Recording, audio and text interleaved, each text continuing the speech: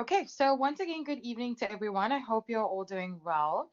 So, welcome to the first national support session for QUAT 6221. I will be taking you through the assignment, your actual assignment paper, and I'm just going to be guiding you along the way, giving you an idea of your mark allocations, giving you an idea about how you need to set out your assignment. I know that most people would have already started with their assignments, but just to give you some guidelines here and there and tend to any questions that you might have.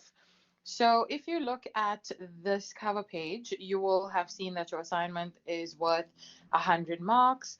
It is quite straightforward. It is a lot better than it used to be previously. There are quite a few changes that had taken place from last year.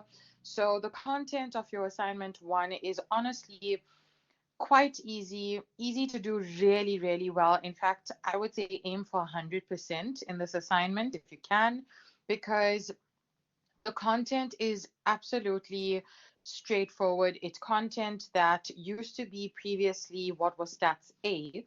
So it was the basic of the basics. And Learning Unit 1 is just theory. So you're taking that straight out of your textbooks. And then Learning Unit 2 is based on your index numbers. And those are the only two sections that make up your assignment. So really easy to do really well in this, and I am hoping for results to be quite amazing. In the full-time space, the students wrote the first test, which was also based on the same content, Learning Unit 1 and 2, and the results were phenomenal. I have never, in all of my 10 years of lecturing, seen that many 100s for a test paper. So we are expecting more or less the same in the distance space. So hopefully, together with everything we cover in this national support session, you should be able to do as just as amazingly. So as I said, the content of the assignment is learning units 1 and 2, and then it is for 100 marks in total. And wherever necessary, you will round off your answers to two decimal places unless they do specify otherwise. That's just a general rule when it comes to stats. So in your assignments as well as your exam, you will round off to two decimal places unless the question specifically says to you to perhaps round off to a whole number or that kind of thing. So, in terms of your general housekeeping rules, in terms of your assignment, how to set it up, how to go about your referencing, and so on. In terms of setup, you can type out your assignment in, if you'd like, in your Word documents. You can handwrite your assignment if you'd like. Any form of your assignment is accepted, but we do advise that at the end of it, you try and ensure that it is submitted as a PDF document. So even if you're writing it out, there is an app that you can make use of. I'm going to write out the name of it on the screen. So if you are handwriting your assignment, you can use this app to scan your pages of your assignment and then just convert it to a PDF document immediately. So it's an app that's called Cam Scanner, and it honestly is such a lifesaver because it is something that you can just download on your phone or even on a tablet or an iPad, that kind of thing. And you're able to just take pictures of your assignment, of specific pages, and it automatically will convert it. So you have the option of leaving it as is as original copy, changing it to black and white. You can show there's an option called magic color, which just makes it clearer. It allows for you to make those adjustments, and then automatically, once you've uploaded or taken pictures of all of the pages, there is an option to share as a PDF. So you can share it with yourself and then download a copy of it and upload. But try and ensure that even if you're doing it on a Word document, you do have it converted to a PDF before you are uploading it. It's just because a lot of the time there are issues where, for instance, if you have an Apple device, it shows on your side when you are typing up your assignment, but sometimes when you're uploading it, there is issues that come up and then it doesn't pull through on our end. So on your end, it looks like it's perfectly fine. The format is correct and so on. But then when it pulls through on our end, it's a blank document or it doesn't show all of what is supposed to be shown. There's parts that are missing and so on. So this is just to avoid those type of issues where you're unnecessarily going to have to go back and forth with applying to resubmit and so on. So just to get it right the first time around, we do advise that no matter what format you are completing your assignment in, you do upload it as a PDF document. Then we have your referencing. So in terms of your referencing, because this learning unit 1 and 2 are, so learning unit 1 is your theory, and then there are formulas involved in learning unit 2, we are requiring that you do reference. Naturally, it is a numeracy module, so there isn't much that will come up in terms of referencing as you go along. But just to avoid issues again, just to ensure that when you're submitting on SafeAssign, it is going through as normally, it isn't picking up any issues. We do advise that you do reference. So in terms of your formula, you will need to reference them as well as any theory questions. So here in terms of your theory for question 1, and I think it is question 2 as well, both of them are sorry, let me just have a look at that for a second. Okay, so question 1, the entire thing is just based on multiple choice questions and matching column A with column B. So I'm going to say to you, don't worry about referencing those because you're literally just putting in alphabets to select your correct answer and it doesn't need to be referenced. But for your formula in question 2, where and question 3, where you are required to calculate specific values for your index numbers, I do advise you referencing that. And when you are referencing, please include the reference in brackets next to the equation or at the end of that specific question or even below the equation itself. So whenever you are showing a specific equation, whether it's a price relative, a quantity relative that's being calculated, maybe just next to it or leave a bit of space and at the end of that line or even just at the end of the entire question, please do reference your your formula. And then at the end, you can reference your textbook because that is naturally what you are looking at for the formulas. And then also you have a formula sheet at the end of this assignment. So please make sure to reference each formula within the assignment as you are entering it or writing it out or typing it in, and then also reference your textbook at the end. So it's not sufficient to only include the textbook reference at the end.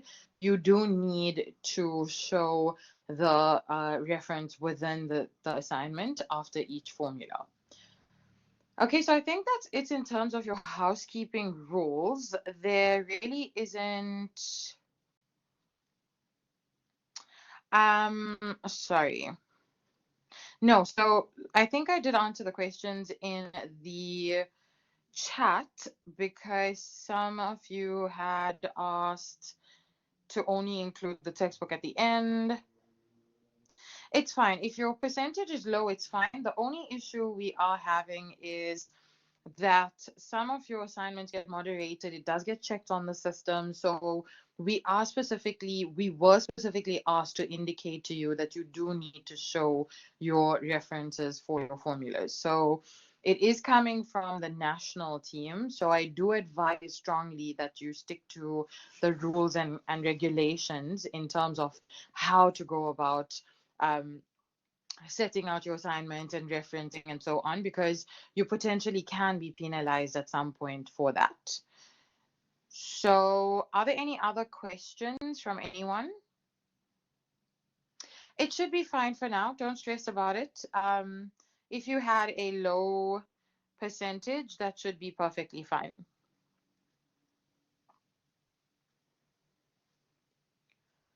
There isn't really a norm when it comes to your percentage on SafeAssign, just again, because it is a numeracy module, we don't actually have a specific level that you need to keep it at. So just as long as it's not a ridiculously high percentage, it should be fine. All right, any other questions from your side before I get started?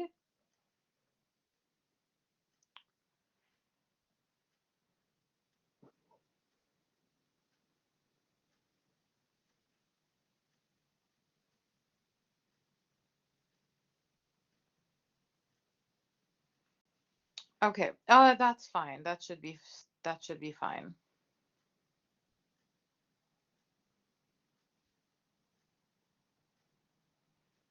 I would say anything above 25% would be high.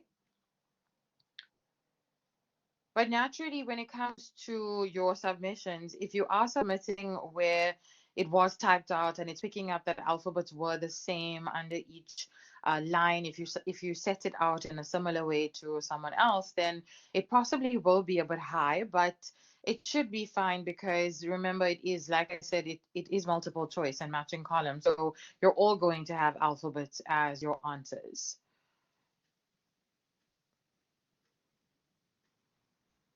Okay, so let's get started.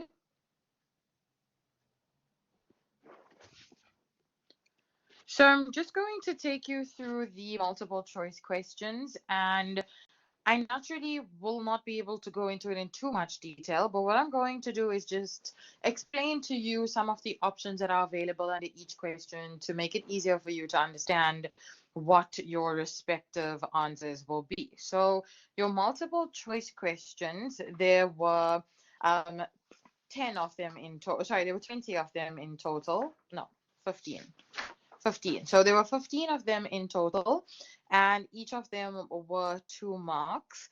You then had to, in 1.2, you had your matching column A with column B, or X with Y, and that was for 20 marks, which gave you a total of 50 marks for question 1. So this was literally just based on Learning Unit 1 theory. Pretty much everything is just taken straight out of your textbook. And you are looking at.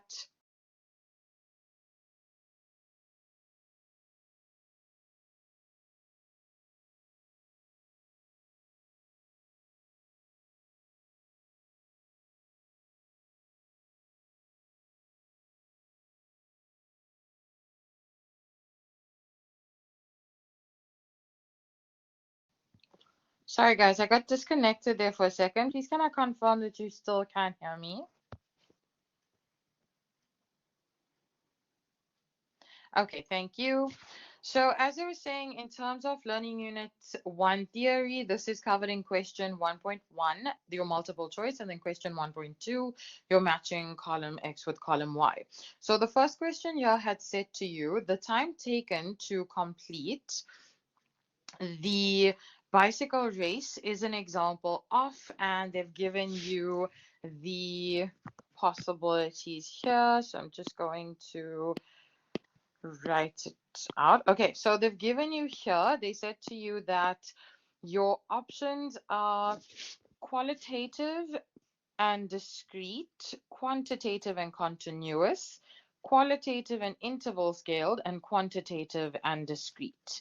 So here you have qualitative and quantitative is two of the main categories. As you can see here, qualitative here and here, and then you have quantitative here and here. So in terms of qualitative and quantitative data, the difference between them is that quantitative data looks at data that is of a numeric form, so it's involving numbers. And within the category of quantitative, you have discrete and continuous. So discrete data variables are those that can only be whole numbers. They cannot be fractions, decimals, negative numbers, and so on. Continuous data is data that can take on any form. So it can be a decimal, it can be a negative, it can be a whole number, it can be a fraction, and so forth. So here, if we're looking at the time taken to complete a bicycle, you need to look at, is this a numerical value where it's quantitative, or is it qualitative? So qualitative data is looking at, is the data a, a,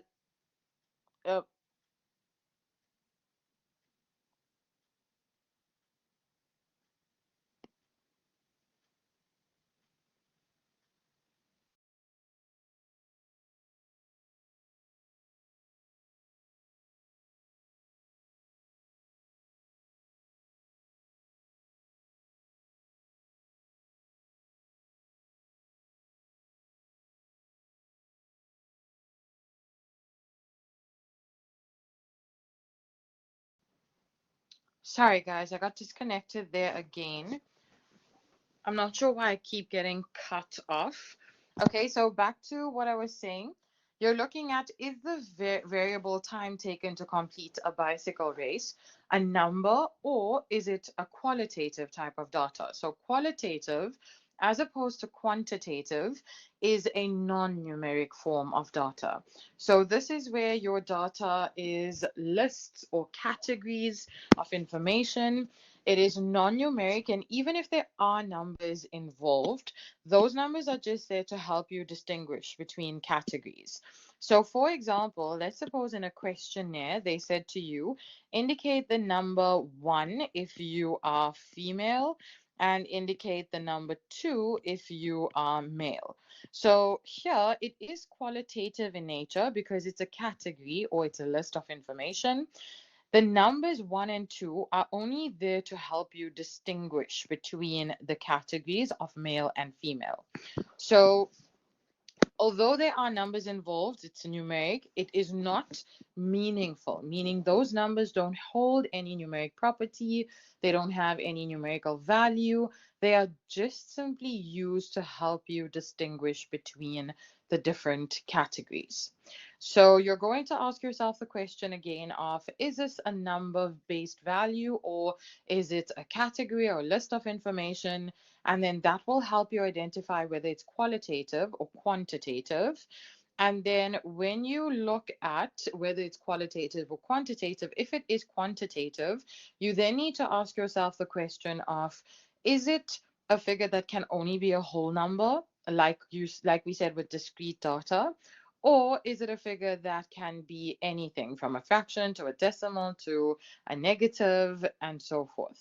So that pretty much sums up your answers, sorry, that make up question 1. And here, immediately, if you look at this, you're going to be able to tell that it can't be qualitative and interval scale because this is not a category. You don't have interval scale falling into the category of qualitative data.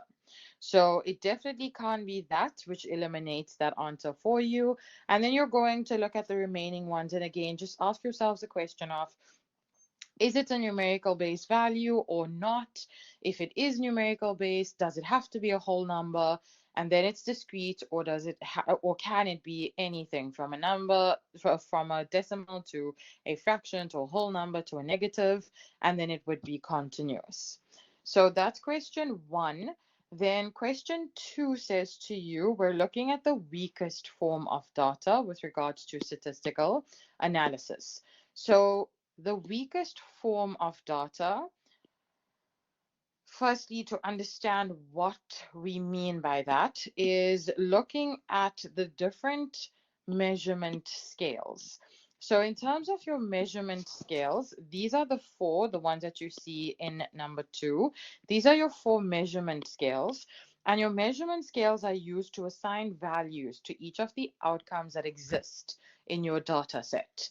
So in terms of each one of them, your nominal scale data is looking at data that is qualitative in nature, and so I'm just going to write it next to it. So nominal scale data is looking at data that is qualitative in nature, and the same with ordinal scale data. It applies to data that is qualitative, meaning lists or categories of information. And then you have your interval and ratio, and both of these are quantitative related. So this is quantitative here. All right, so in terms of these, nominal scale data, being qualitative in nature, is looking at lists or categories of information. Here, it is looking at, for instance, if we had to ask a question of, in which city do you reside? So it would be indicating 1 for Durban, 2 for Johannesburg, 3 for Cape Town, 4 for PE, for example. And the idea here is that the data values that form your categories are equally important. So no value is more or less important than the other, and you have your items listed out and you're simply just selecting from them. It is qualitative in nature because it is lists of items or categories of information, and it's not numerical based. And again, like we said with that example of 1 for Durban, 2 for Johannesburg, 3 for Cape Town, and so on, the numbers itself don't actually mean anything. It's just there to help you distinguish between your categories. Then you have your ordinal scale data, which is also qualitative in nature.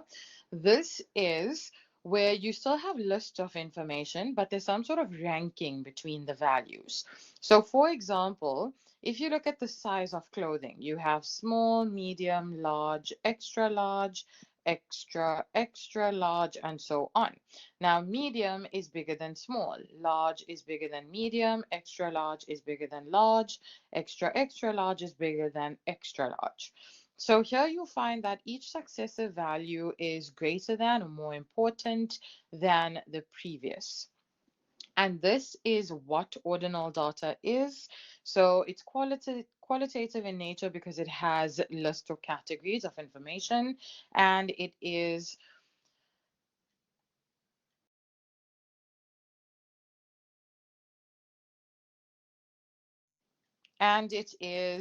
going to be more important than your nominal scale data.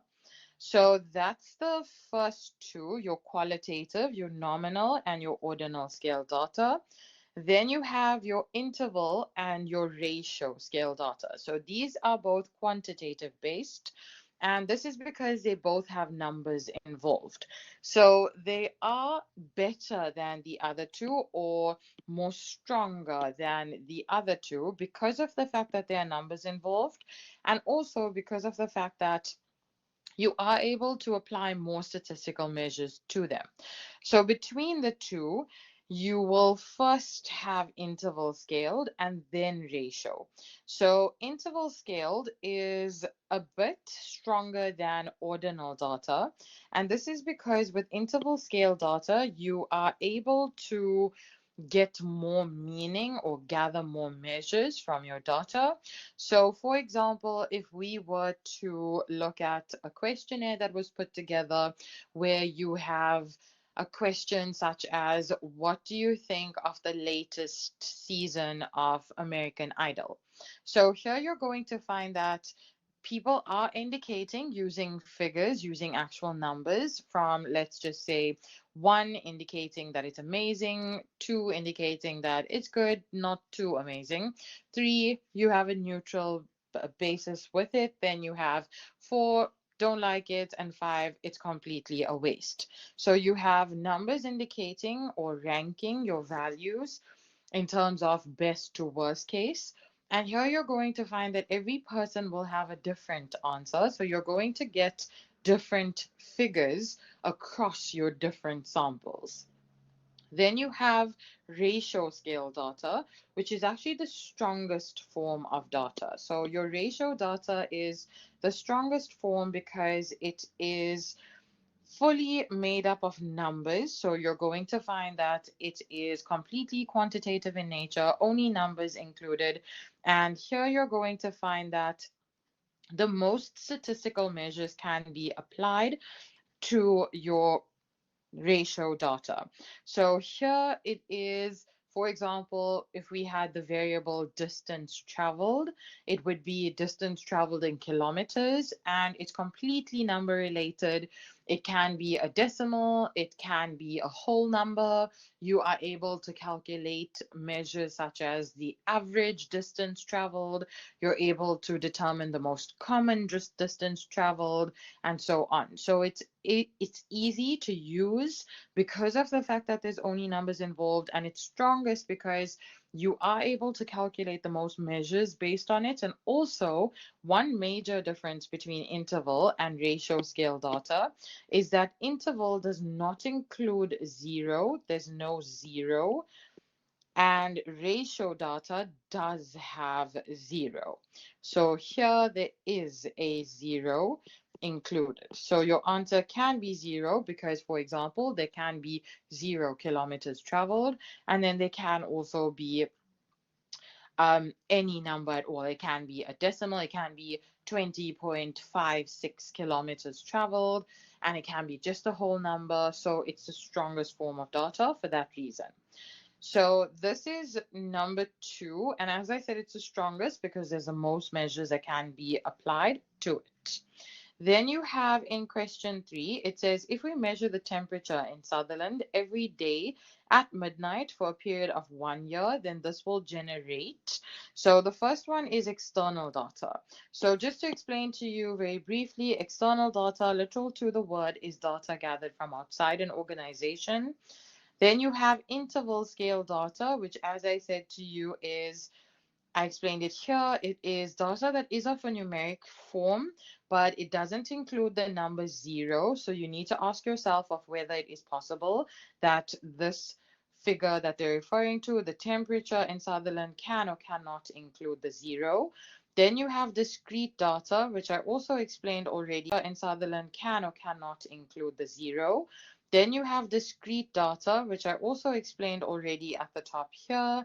This is looking at data that can only be a whole number, so it cannot be decimals, it cannot be fractions, it cannot be negative.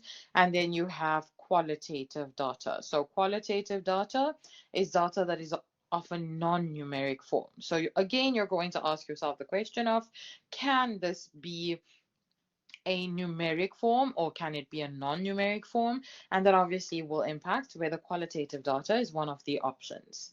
So the next one then says to you that data obtained from inside an organization is referred to as. So again, I've explained what discrete data is. I explained what, okay, I didn't explain the others. So the next one is secondary data. So literal to the word secondary data, this is data that has already been recorded. So it's data that exists.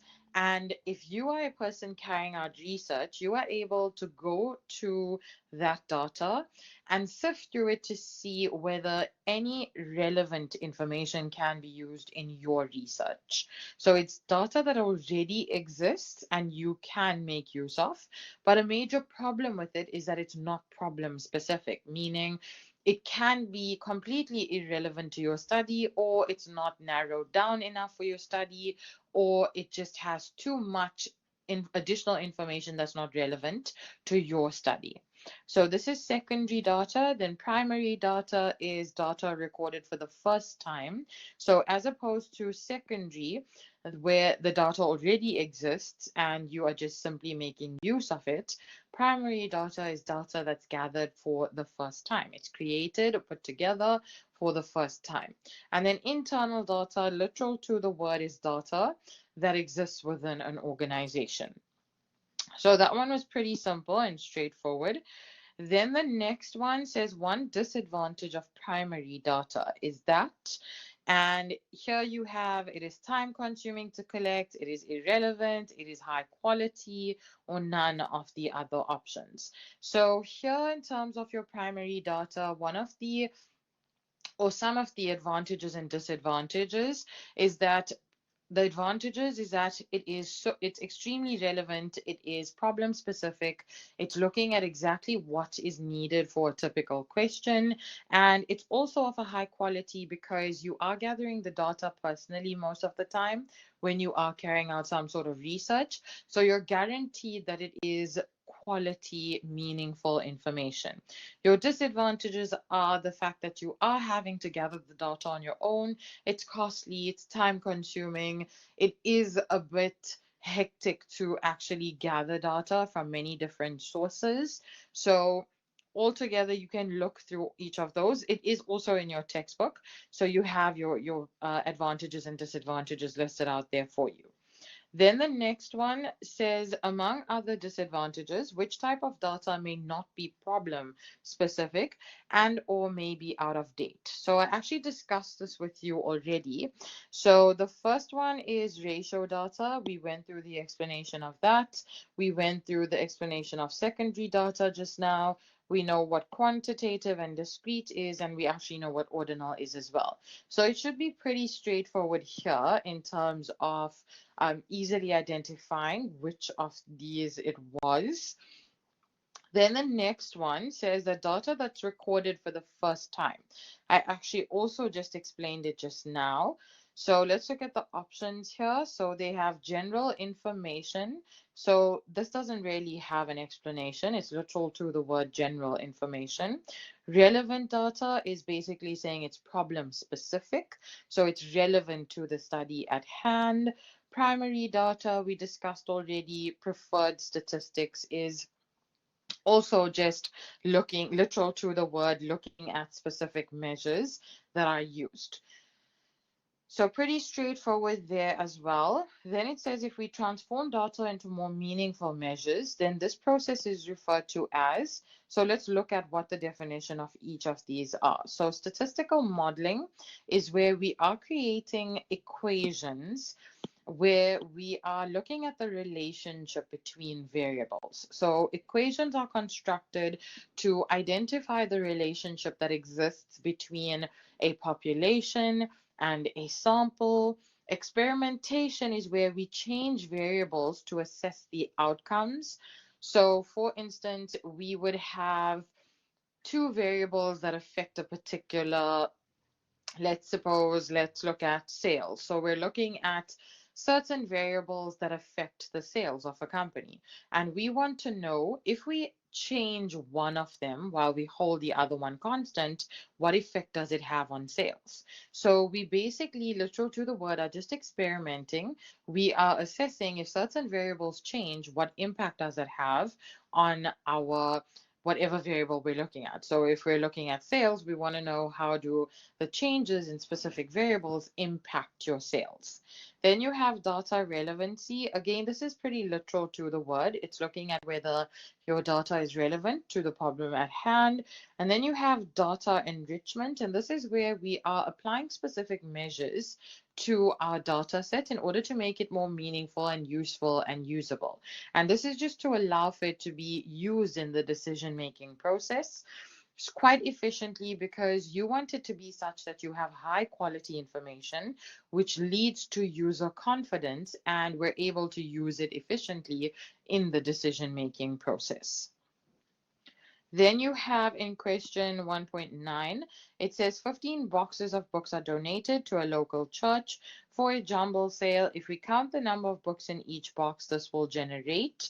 So let's look at the options here. So here we explained what internal data is. We looked at interval scale data, we looked at discrete data and external data, which literal to the word external is data gathered from outside an organization. So again, you're going to look at which one is specific to this. You're going to look at based on the values provided, does it need to be number based? Does it not need to be number based? Is it from within an organization? Is from without? So sorry, from outside an organization, that type of thing. So it's pretty straightforward here as well. And what I would suggest when looking at these questions, if you haven't done so already, is just use a process of elimination. If you're not 100% sure, ask yourself what it can't be, and then it narrows it down to what it can be. So it makes it pretty straightforward then, because you're left with options that are easy to look at and identify the difference between them, and clearly identify which your correct answer is. Then the next one, so this was the manufacturing department of a large company, maintains records of the number of units of item X that are produced each day in its PE factory. Such records represent an example of, and again here we went through the explanation of each one of them. Nominal data is non-numeric in nature, external data from outside an organization, internal from inside an organization, secondary data is data that already exists and now has to be transformed, or you have to sift through it to look at whether any of it can be used in the study at hand.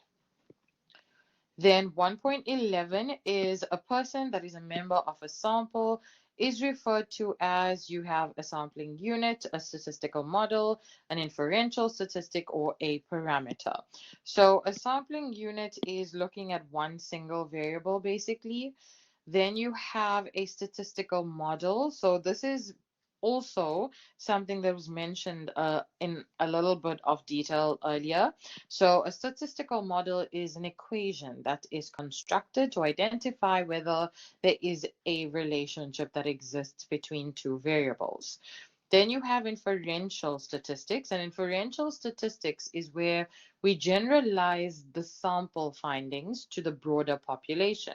So we basically are saying that what is true for the sample is true for the entire population.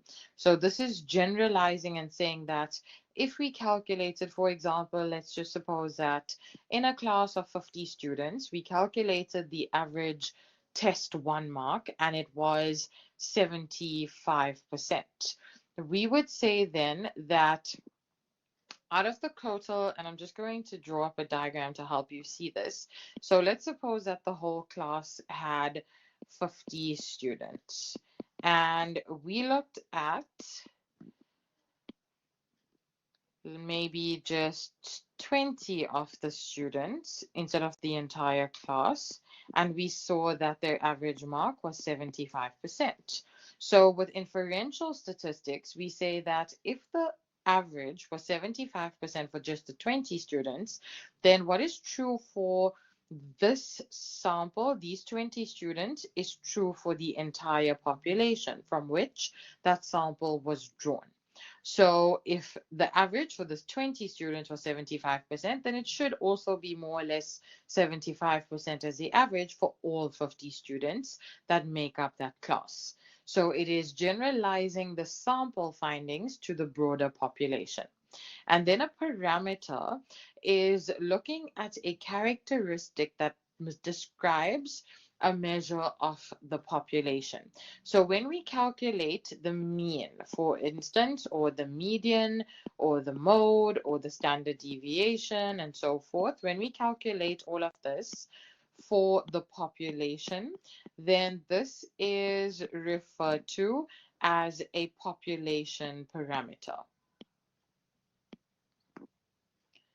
So here you'd obviously need to look through each of those and identify which is the most accurate.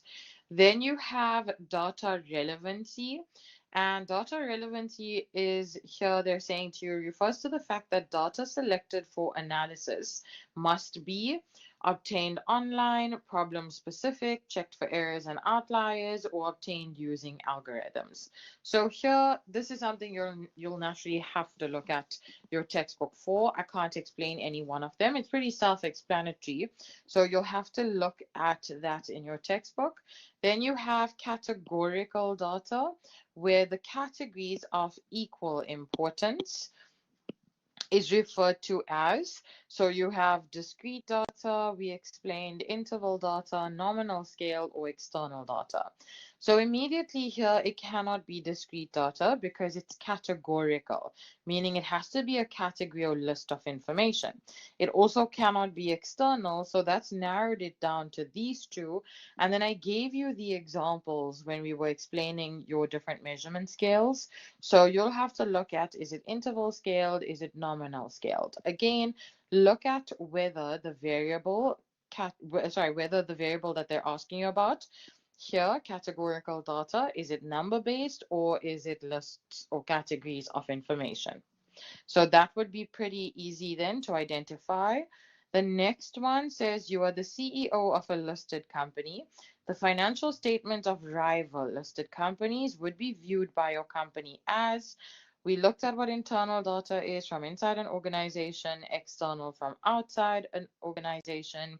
Nominal is data that is qualitative in nature, and you find that all of your values are equally important.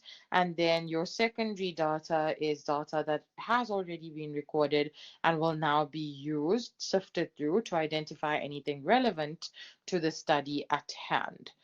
And then your last question here is looking at data quality is influenced by, and then your first one is the source of the data. So here this is looking at where your data is gathered from. So sources of data is telephonic interviews, You could have proper face-to-face personal interviews. You could have surveys that were carried out, questionnaires that were carried out, experiments that had taken place, and so on. Then you have the method by which data is collected. Sorry, I'm just going to write that here. So your sources of data is surveys or questionnaires or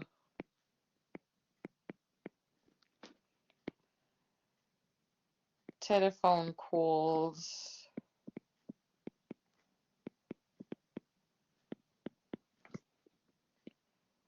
or you can have a personal interview. Then the method by which data is collected. So the method of data collection is either here, is either here. Oh, what's wrong with this pen? Sorry, the pen is not working. Just give me a second so I can load the screen.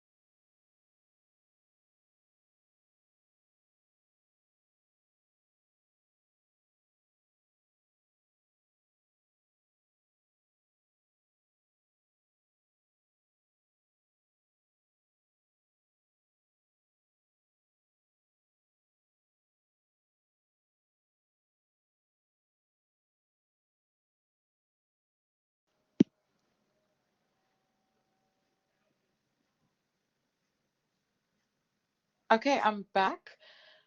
Anyone not hearing me? Can everyone hear me? Please, can I confirm? Okay, perfect. Sorry, my pen wasn't writing for some reason. I had to change the nib very quickly. So as I was saying here, we were looking at your different items here. So your sources of data, sorry, this is actually supposed to be here, the methods of data collection. Let's go back to the first one. So your sources of data are either two categories. It's either, sorry, it's, okay, it's writing. So primary and secondary. And we explained that primary and secondary data is data for the first time being recorded, and secondary recorded already, and you're just making use of it and looking through it, identifying what's relevant. And then the other option is that it's internal or external. So internal data is, remember, data that is from within an organization, external from without an organization. Then your methods by which data is collected are these options. It's obviously not limited to this, but these are the ones that we focus on. And also a personal interview. I mentioned that just now. And then your type of data collected is, it's either, we said the categories of quantitative in nature, or it is qualitative. And then within quantitative, we said that it is discrete or continuous. Okay, so again here, you'd obviously have to look through those and identify which do influence the quality of data. So it's either any one of them, or option 4 says that it's all of the above. All right, so that's one of your multiple choice questions. Let's look at your matching column X with column Y. So what I'm going to do is I'm just going to explain the variables that are here in column Y, the answers in column Y, and then you can obviously go back and look at it and see which is relevant to each sentence from column X. So some of them I have explained already. So the first one is a parameter. Remember I said to you that this is a measure based on a population. So it's a characteristic that is based on a measure of a population. So if we had to calculate the mean of a population, then that would be a population parameter. So this is a measure based on the population. Then you have a random variable. So a random variable is basically looking at a specific item of interest. It's basically an attribute of interest. Then you have experimentation. So remember I said to you that this is where we would basically hold certain values constant while we changed others to assess the impact on another variable. So I said to you, for instance, if we were looking at sales and how it's impacted by certain variables, we would look at just one variable in isolation and how it impacts sales, and we'd look at if there were changes in that variable, what would the implications be? Then we had continuous data, and continuous data, remember, is where the value can be any number at all. So a whole number, a fraction, a decimal, a negative number. It can literally be any type of variable. Then you have a population. So a population, remember I gave you the example of if there are 50 students in a class and we only select 20 of them. 50 is the entire population of the class. It means it's referring to every single value or every single variable or data set or person in that class. The 20 here is your sample. It is a subset of the population. Then you have descriptive statistics. So descriptive statistics is where we are calculating values based on your data that can help us with more information. It can basically give us a lot more information about the data that we're dealing with. So it's summary measures such as your mean, your median, your mode, your standard deviation, your quartiles, and so forth. So descriptive statistics, literal to the word descriptive, these are measures that take your data and it basically condenses it and summarizes it, so that instead of just having raw data, we're able to gather more information from that data. Then you have statistical modeling. So I had explained this to you already. This is where you have equations that are, or models that are built where you're looking at whether relationships exist between your variables. Inferential statistics, I also mentioned, where it is generalizing your sample findings to the broader population. Then you have data, and this is looking at values that are gathered, raw values that are gathered.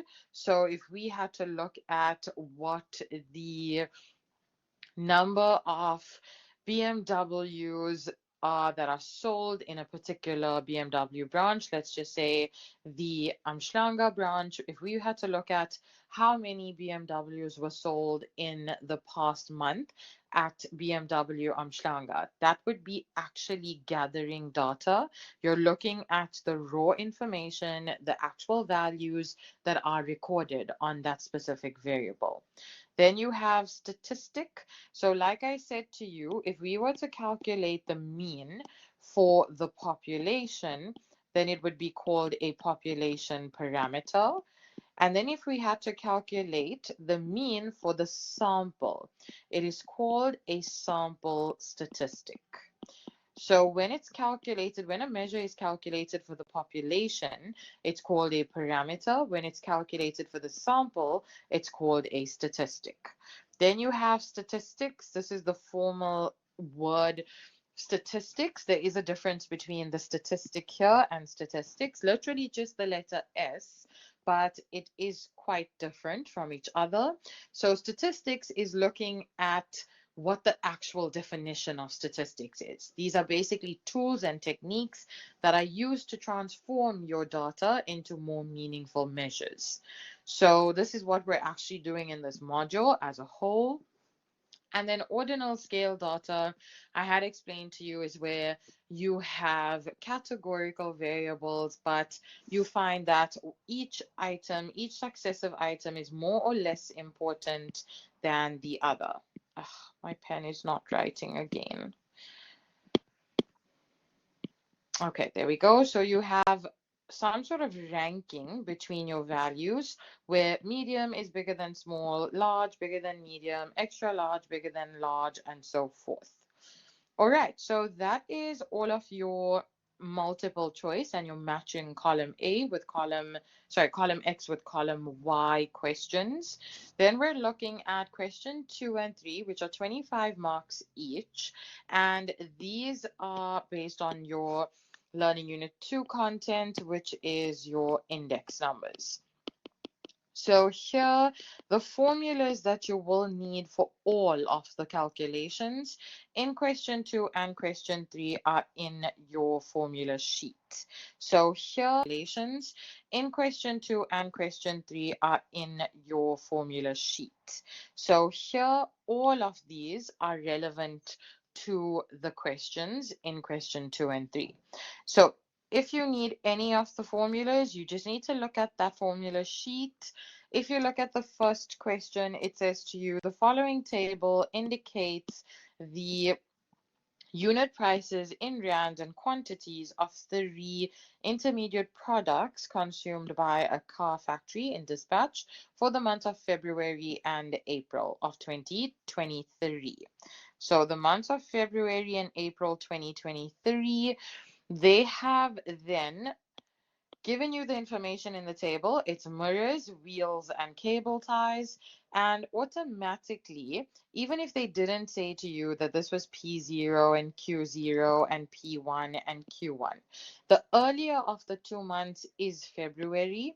So that would automatically make February's price and quantity P0 and Q0. And April's price and quantity would automatically be the latter of the two, the current period, so that's P1 and Q1. So just in case in your exam, if you don't get given the P0 and P1 and Q0 and Q1 within brackets like they have indicated here, you'll just look at which is the earlier of the two periods. The earlier will always be the base. So this is February in this case, and that makes the price and quantity P0 and Q0, and The latter of the two periods, which is April here, would be the current period. And again, automatically, that would be P1 and Q1. So here, the first question said to use 2023 as your base period and February 2023 as your base period, and compute the quantity relative in April for wheels and cable ties, and then interpret your answer. So your quantity relative formula is the one up here, the Q1 over Q0 times 100, and you're only doing it for wheels and cable ties. So you're going to then state wheels and calculate the value based on that formula.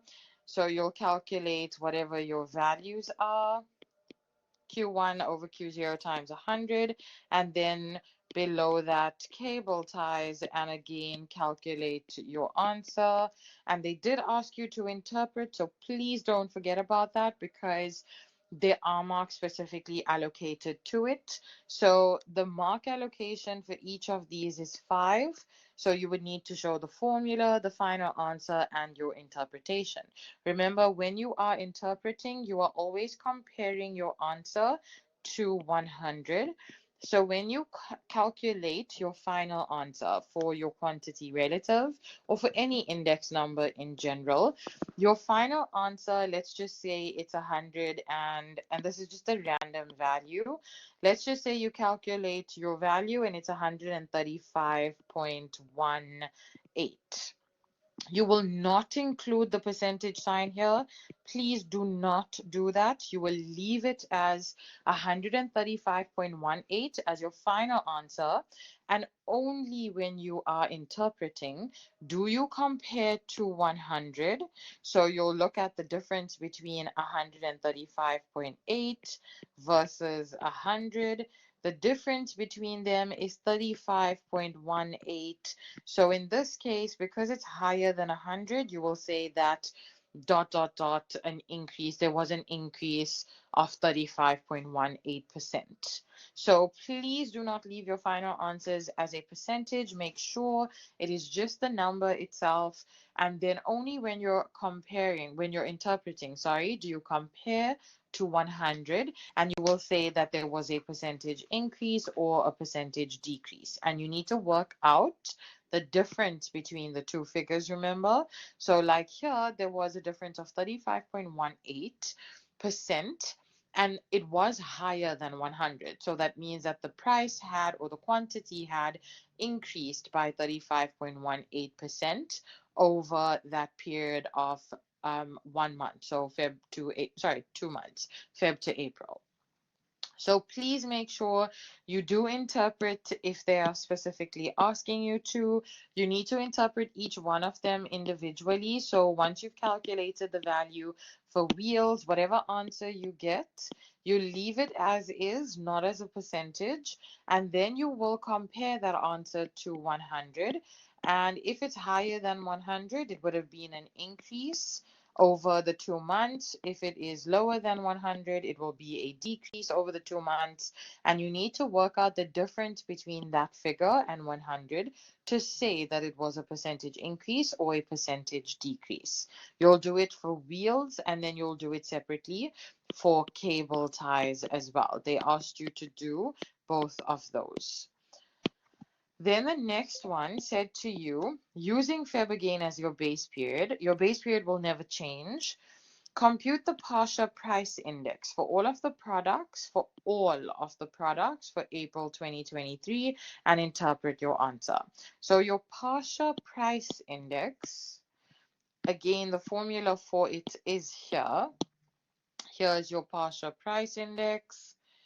So you're simply going to use this formula, and they said to you it was for all of the items. So you're simply then going to remember, whenever you're working out a Pasha or a Las Perez index, whether it's price or whether it's quantity, you're going to do it as one formula. So one big bracket. And for example, here, so in this example, your formula is the sum of from your formula sheet. It's the sum of P1 times Q1 over the sum of your formula sheet. It's the sum of P1 times Q1 over the sum of P0 times Q1, and it's times 100. So whatever it says in your numerator, let's just say hypothetically your numerator said the sum of P0 times Q0. So this is for the top. You're going to do it for every single item and sum it up. So P0 is 133.7 times Q0 is 4010, plus the next item is 1017 times 8920 is its respective Q0, plus the last item is 31.5 times 6950 is the respective Q0. And you'll do the same in your denominator. So if your denominator also said, let's just say P1 times Q1, for instance, it means it's this times that plus this times that plus this times that. So you just need to do it as one formula. You don't need to do any of them separately. You can literally plug those into the one formula with one numerator and one denominator. Okay, then your last one there was using the, sorry, let me just erase this. So it says using again Fib as your base here. They wanted you to compute the Las Peres price index. So again, the Las Peres price index formula is included in your formula sheet, but you obviously have your textbooks as well. So you're just using that formula of P1 times Q0 over P0 times Q0, and you are multiplying by 100. So literally just take the figures from the table, one numerator, one denominator, and you're summing it up for all of the products. That's what they mean when they say calculate it for all of the products.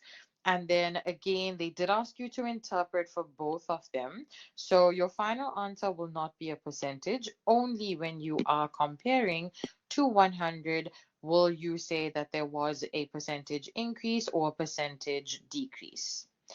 Okay, so that was question 2. Question 3 then is pretty much identical to this. So here they had given you the unit prices and quantities of 3 goods that were purchased every month by a bakery for 2022 and 2023. So the earlier of the 2 years is 2022. That would make its price and quantity P0 and Q0. And 2023's price and quantity it's the latter year, so it's your current year. That would be P1 and Q1. And then you have eggs, flour, sesame seeds. They asked you to first calculate the price relative. So your price relative formula also included in your formula sheet is P1 over P0 times 100. So you're doing this for 2 items, for eggs and for sesame seeds. So all you're going to do here is, firstly, you're doing each of them separately. So you'll say that for eggs, it is, and you'll calculate P1 over P0 times 100, and you'll calculate your answer and your interpret. So remember, leave the answer as is, only put a percentage sign when you're interpreting and explaining whether it was a percentage increase or decrease. And then sesame seeds is done separately as well. And this is also P1 over P0.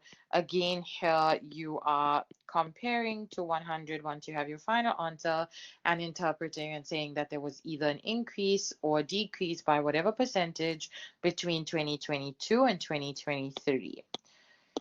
Then you have using 2022 as your base year, compute the Las Peres price index for all of the goods. So your Las Peres price index is this one again, P1 times Q0, the sum of it over the sum of P0 times Q0.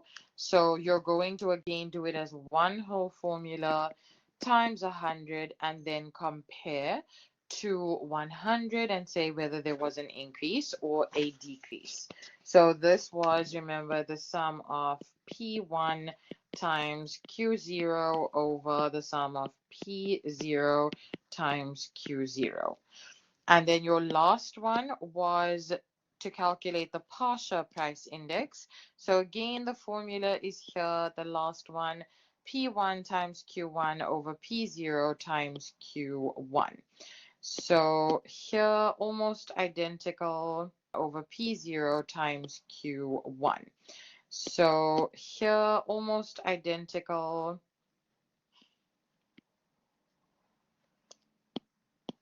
So it's P1 times Q1 over P0 times Q1.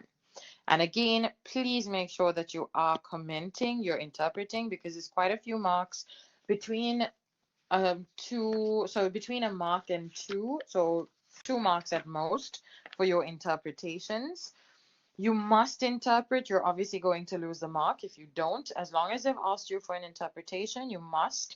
And that's just you comparing to 100 and indicating that it is either an increase if it's greater than 100 or a decrease if it's less than 100.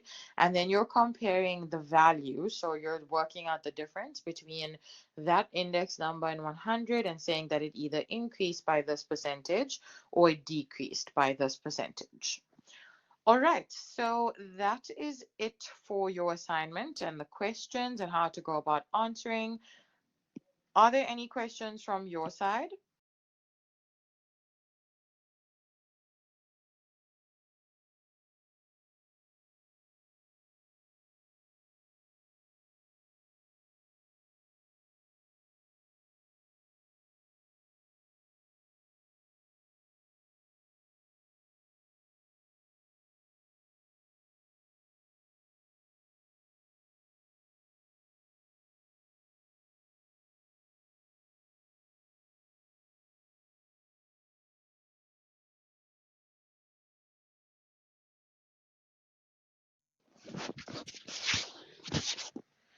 No, you actually don't need to show any calculation when you're comparing to 100. You are not awarded marks for that.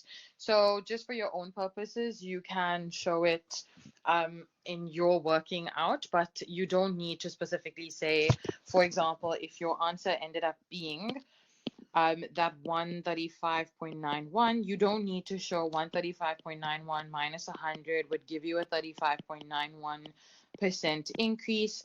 You don't need to show this. So just your final answer.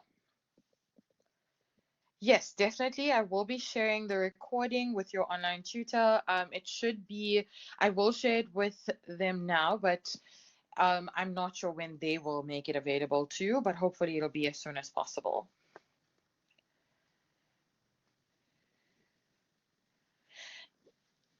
So in terms of referencing, it is required, firstly. So you will need to reference all of these formulas, like the one that you see up here. And you do need to do it in the answer for the specific question. So for each one of the questions, before you answer it, please make sure that when you write down, for example, the price relative, P1 over P0 times 100, maybe at the end of that line, just put in your reference there. And then also include at the end your reference of your textbook in total, since you are getting your formulas from there. No, you do need to include, sorry, you said, do we only leave out the percentage sign if the answer is over 100?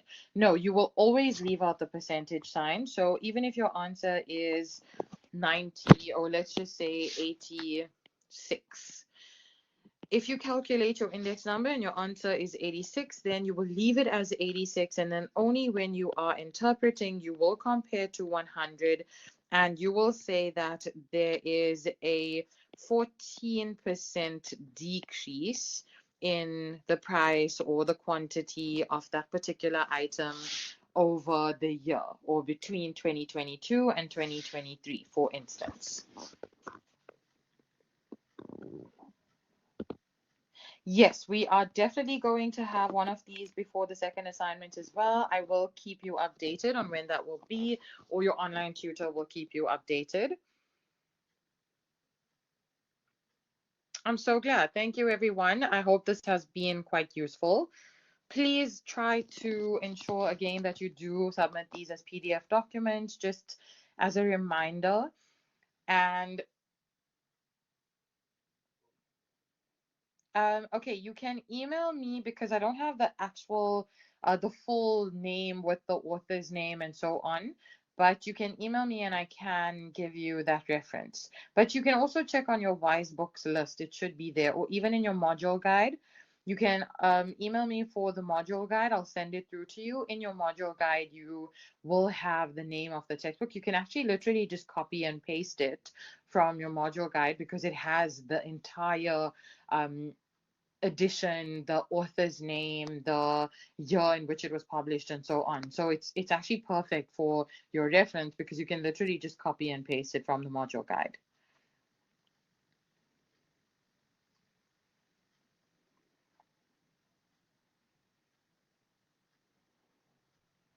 All right. Thank you, everyone. Enjoy the rest of your evening. Good luck with your assignments, and I will chat to you again soon. Cheers, everyone.